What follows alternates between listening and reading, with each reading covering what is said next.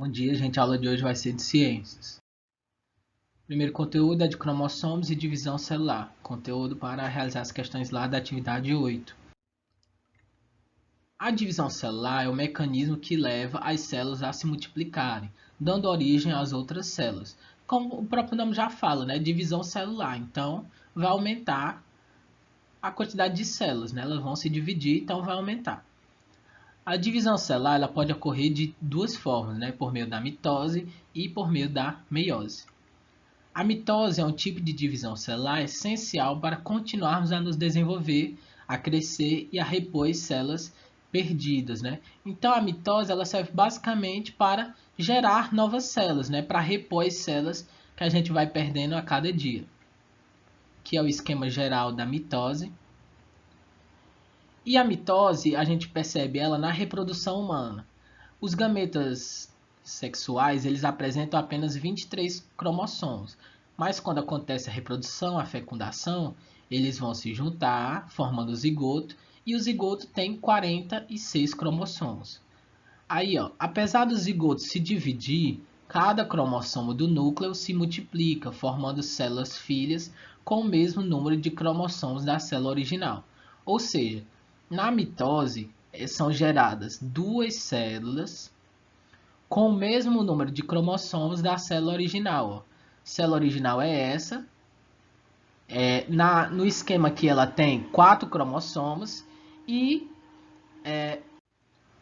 voltando, né? Desculpe. A célula original tem, nesse esquema aqui, 4 cromossomos e depois da mitose, ela gerou duas células idênticas, né? Cada uma também com 4 cromossomos. E já a meiose é um processo de divisão de redução. Aqui é o esquema geral da meiose. E nela, uma célula com 46 cromossomos vai originar 4 células com 23 cromossomos cada. A mitose tem a finalidade de produzir os gametas sexuais, cada um com 23 cromossomos. Então a mitose ela serve basicamente para produzir os espermatozoides e os ovos, né, que são os gametas sexuais. E a meiose gera 4 células com a metade do número de cromossomos da célula original. Então tá aqui a célula original, ó, que tem 4 cromossomos, né, entre aspas, e no fim ela gerou 4 células com 2 cromossomos cada, ou seja, 4 células com a metade do número de cromossomos da célula original. Agora vamos para o próximo conteúdo. Agora vamos falar sobre os organismos homozigotos e heterozigotos. Conteúdo para atividade 9. Como a gente já estudou um pouco sobre a hereditariedade, então vamos dar uma relembrada, né? Muitos aspectos da forma do corpo, do funcionamento dos órgãos e dos comportamentos e pensamentos dos animais e dos seres humanos são transmitidos por hereditariedade. Os cromossomos, como a gente também já viu, que são cromossomo é formado por inúmeras fitas de DNA. Os cromossomos são informação genética, né, que é codificada no DNA humano. 2 cromossomos são considerados homólogos quando possuem o mesmo gene e a mesma sequência. Aqui, ó, aqui são 2 cromossomos homólogos. Por quê? Porque eles têm o mesmo gene, ó, cor do olho, tipo sanguíneo, cor do cabelo, crescimento. E vocês dá para ver que eles estão na mesma sequência e estão localizados, ó, na mesma posição nos cromossomos, né? Eles estão na mesma posição quando a gente compara os 2 cromossomos. Então, eles são considerados cromossomos homólogos. Um termo muito importante na genética é o termo loco, que se trata do lugar no cromossomo onde o gene se localiza. Por exemplo, aqui, ó, cor do cabelo, aqui é o loco da cor do cabelo, porque é o local onde está o gene que vai dar a cor do cabelo. Então, loco nada mais é do que a localização de um gene no cromossomo.